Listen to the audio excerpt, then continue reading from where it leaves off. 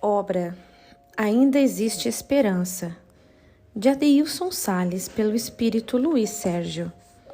Capítulo 11. Mediunidade no jovem e na criança.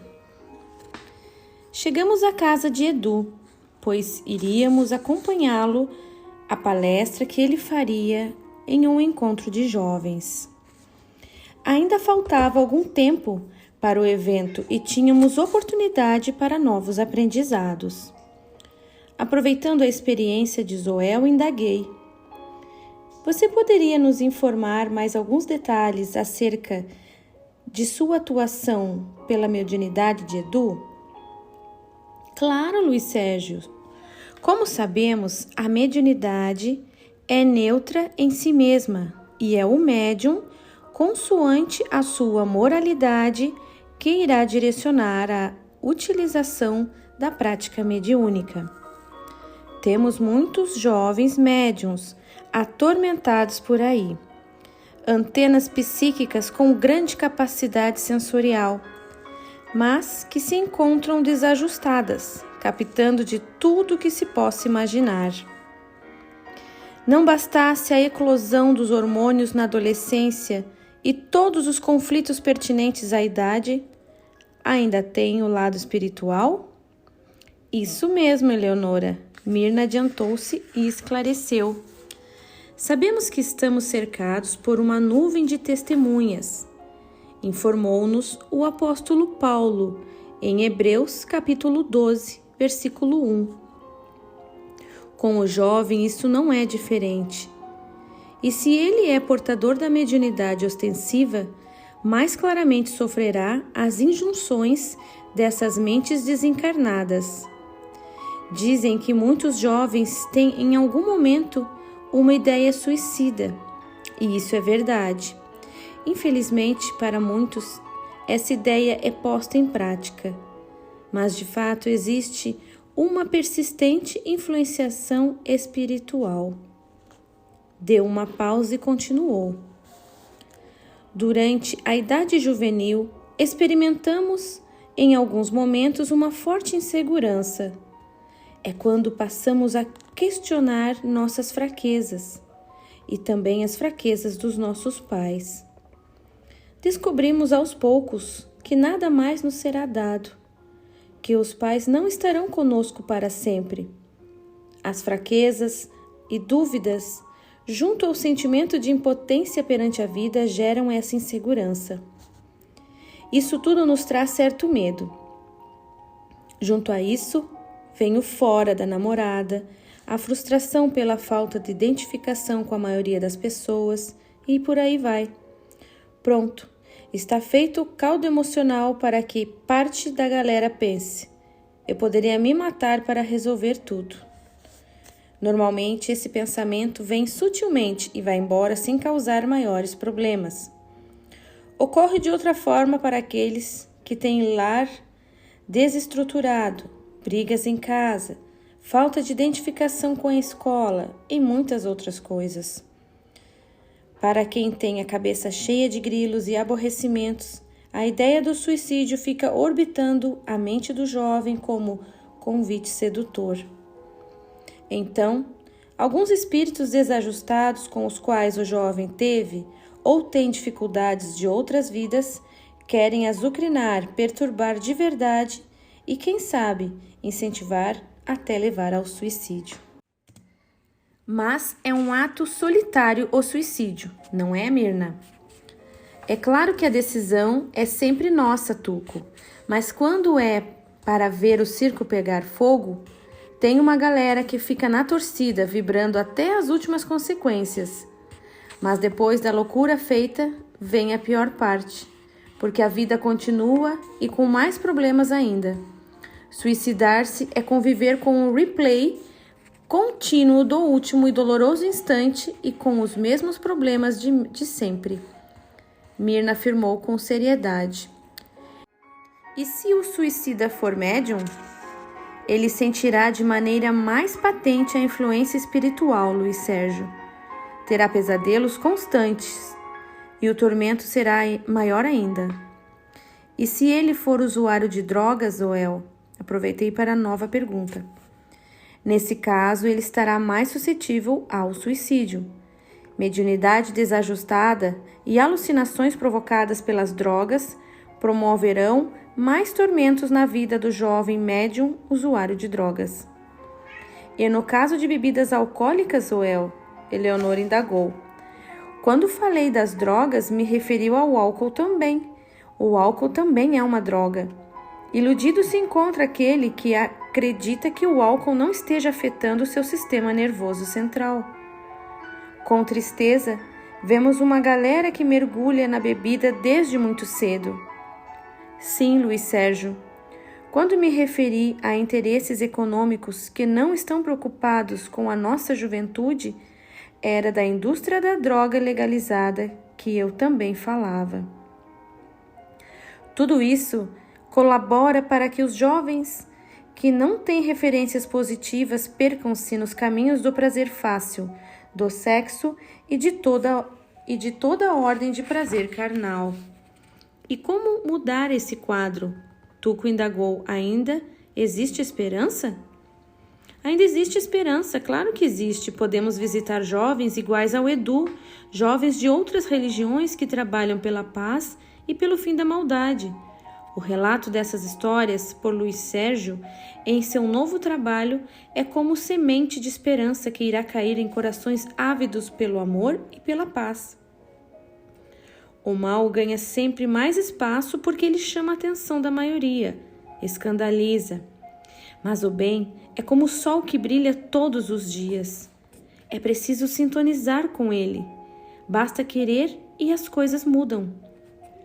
Quem trabalha na seara de Jesus não pode nem deve desanimar, se é que de fato já se convenceu do amor de Deus. Eu me recordei de um item de Evangelho segundo o Espiritismo, capítulo 7, Bem-aventurados os que têm puro o coração, item 13.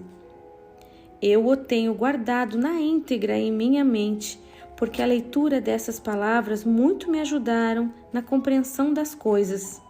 Diz assim: é preciso que haja escândalo no mundo, disse Jesus, porque os homens, em razão de sua imperfeição, se mostram inclinados a praticar o mal, e porque as más árvores dão maus frutos.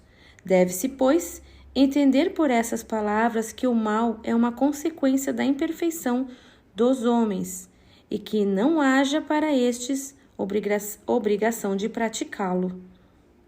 Seu entusiasmo e conhecimento toca a todos nós, Joel. Claro, Augusto, temos todas as possibilidades de fazer brotar o amor na vida das pessoas, porque Deus está dentro delas e necessita ser descoberto. Como trabalhadores da causa do amor, nossa fé não deve se abalar.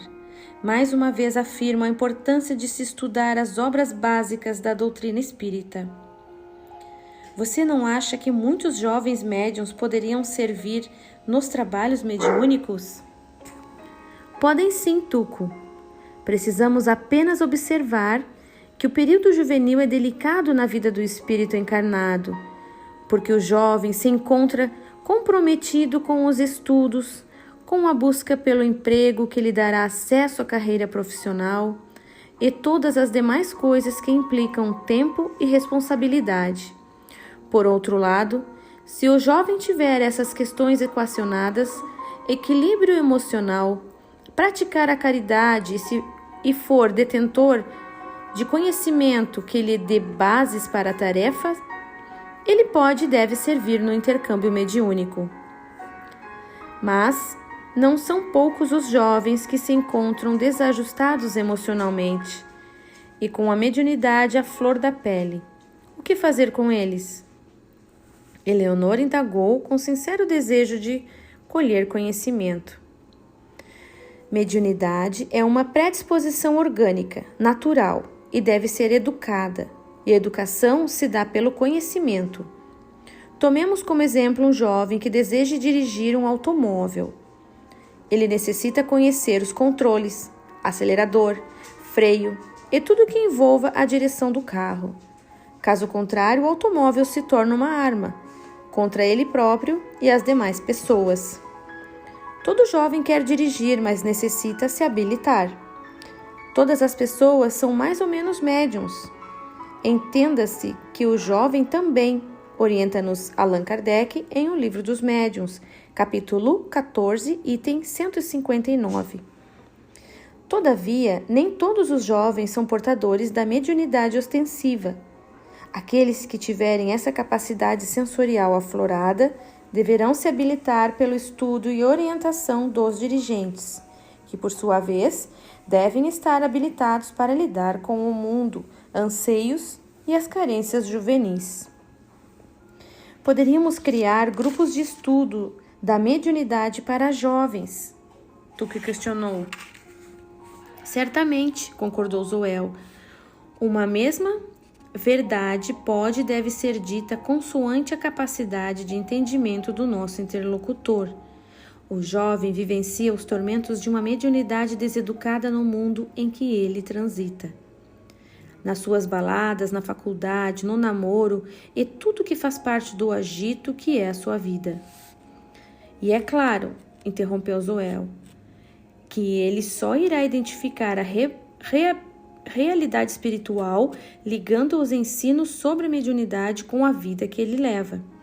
Dessa forma, se o jovem estiver em uma balada e a bebida estiver rolando solta, ele precisa tomar cuidado com aqueles pensamentos que o atormentam, tipo convites repetitivos para encher a cara. É bem por aí, Luiz Sérgio, mas há outros detalhes. Os espíritos obsessores, quando desejam criar males e prejudicar aqueles que eles creem ser seus devedores, envolvem também o lado sexual. Como assim, Zoel? Questionei. Em uma balada, Zoel explicou, um garoto que já tenha ingerido algumas doses de bebida pode flertar com uma garota que também esteja sob o efeito do álcool. Ambos, quando perdem o domínio de si mesmos, tornam-se marionetes nas mãos de entidades perversas. Os perseguidores espirituais fazem de tudo para aproximar o casal e daí tirarem meios para promover situações perigosas. Você quer dizer, Zoel, que alguns espíritos armam ciladas através de flertes em baladas?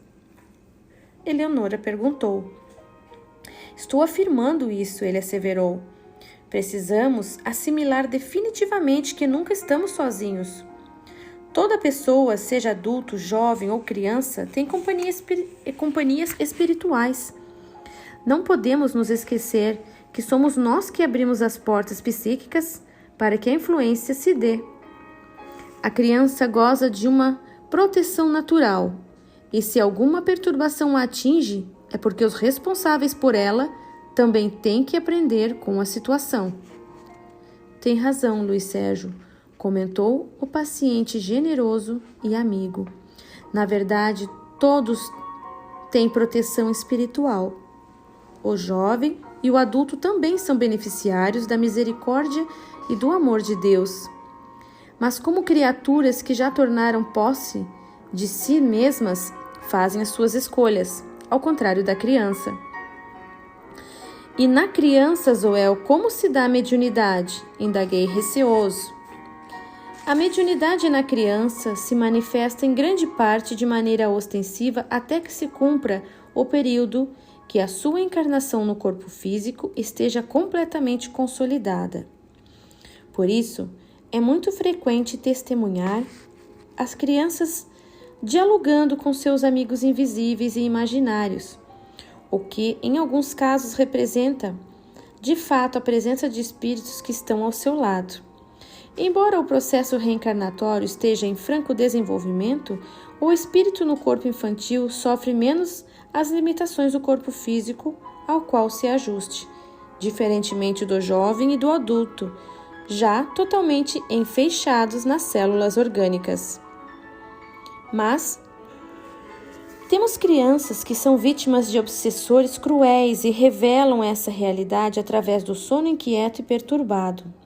Verdade, Luiz Sérgio, mas mesmo nestes casos, não existe um abandono por parte dos benfeitores espirituais.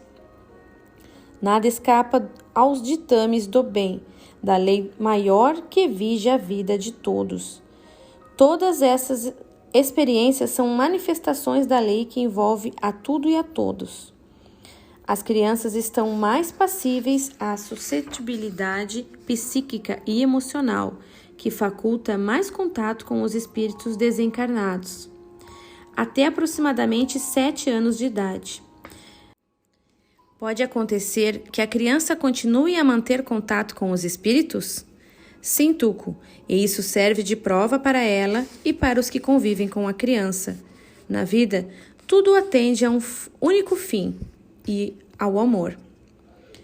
Edu colocou o tênis, se aprontando para sair. Vamos acompanhar o nosso Edu, Zoel falou com carinho. Todos saímos e em poucos minutos chegamos a uma instituição e já na porta nos deparamos com jovens espíritos desencarnados.